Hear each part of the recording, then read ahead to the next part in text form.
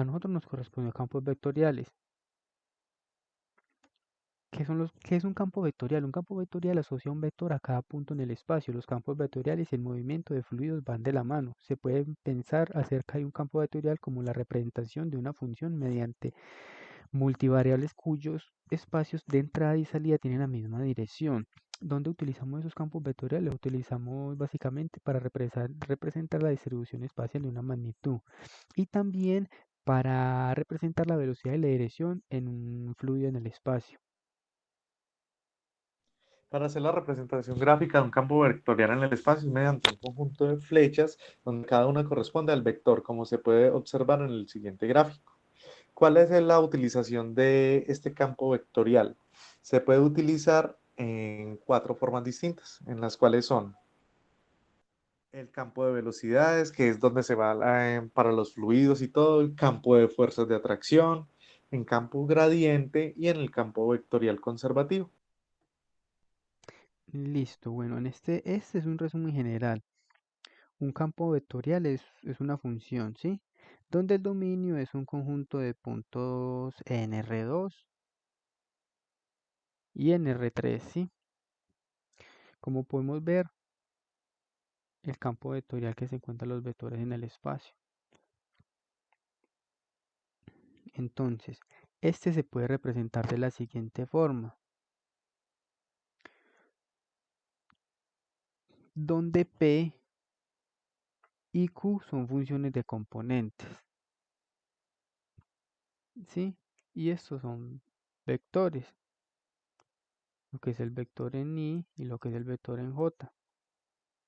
Listo, ahora enfrentando pues a la parte de aplicaciones, mayormente los campos vectoriales se utilizan mucho en las ramas de la física, como en la mecánica de fluidos y en el electromagnetismo.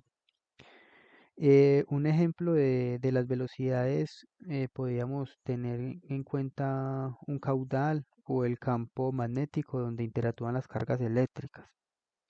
Para ello, pues tenemos entonces el primer ejemplo de la aplicación, que es en física, con la ley gravitacional que implementa Newton.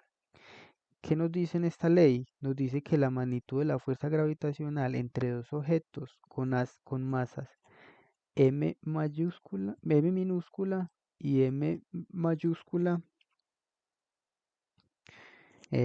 como representan aquí,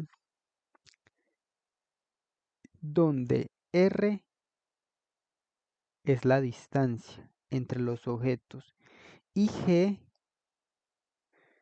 es la constante gravitacional. Bueno, supongamos que el objeto de masa M mayúscula es el planeta Tierra, ¿sí?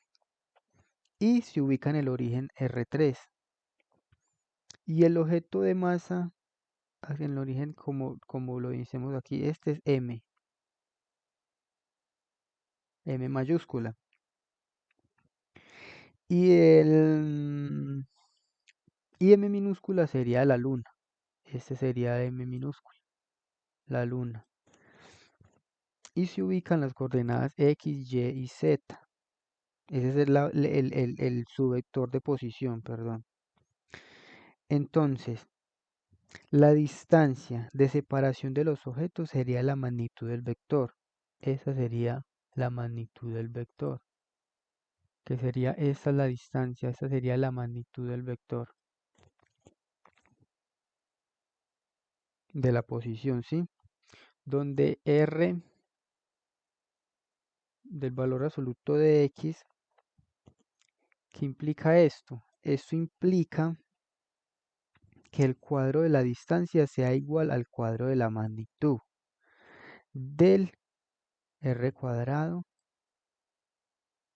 que es igual al valor absoluto de X al cuadrado. Además de esto, la fuerza gravitacional en la Luna, pues ella actúa hacia el origen y el vector unitario de esta dirección estaría representada de esta forma, de menos X sobre el valor absoluto de X, ¿sí? Por lo tanto, si reemplazamos R por el cuadrado de la magnitud, y agregamos el vector unitario de la dirección de la fuerza, entonces la fuerza gravitacional expresada en campos vectoriales sería de esta forma. Aquí evidenciamos que estamos ya reemplazando a la forma inicial que teníamos acá, le estamos reemplazando x por r, que esto pues también se conoce como un campo gravitacional, ¿sí? Finalmente, para terminar de explicar este ejemplo, finalmente aquí podemos observar esta función, ¿sí?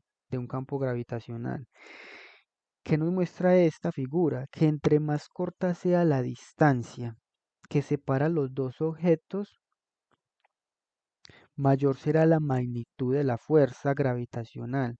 Esto lo podemos ver aquí como lo podemos observar, lo que le acabo de mencionar. Aquí quería pues culminado lo que es este ejemplo. Listo. Listo, profe. Mire, para el segundo ejemplo de aplicaciones tenemos, de campos vectoriales, tenemos una de fuerza eléctrica con la interacción de carga, ¿sí? Entonces, según la ley de Coulomb, la fuerza eléctrica que ejerce una carga Q y Q está dada por la siguiente fórmula, que sería esta de acá, donde K es la constante de Coulomb y D viene siendo la distancia de separación entre todas las cargas, que también se denota en muchos casos como la letra R, ¿sí?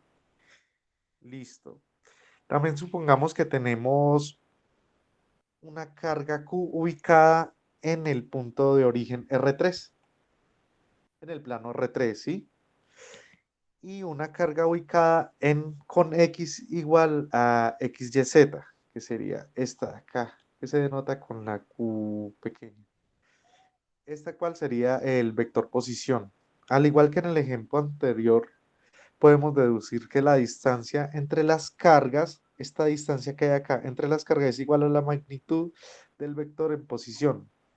Es decir, que R sería igual al valor absoluto de X y también que el vector dirección de la fuerza eléctrica está dado por X sobre X absoluto. Y si reemplazamos entonces en la ecuación de fuerza eléctrica, tenemos una función en campo vectorial que sería esta de acá, donde la letra epsilon es viene siendo la constante de Coulomb como tal, ¿sí? En este caso particular que estoy explicando, el producto de las cargas es quien define el sentido de las fuerzas, ¿sí? ¿Cómo así? Por ejemplo, si las cargas son distintas como tal, estas se atraen. Pero si estas cargas son iguales, pasa todo lo contrario. Se repelen, ya sean si son ambas positivas o si son ambas negativas. ¿Qué es lo que causa esto? Una fuerza de repulsión como tal. Por último, como los físicos normalmente denotan la fuerza por unidad de carga, entonces lo que resulta es la siguiente expresión, que sería esta de acá. Y a esta función E es un campo vectorial como tal sobre el plano R3 y es llamado también como campo eléctrico Q. Listo. Esto sería todo.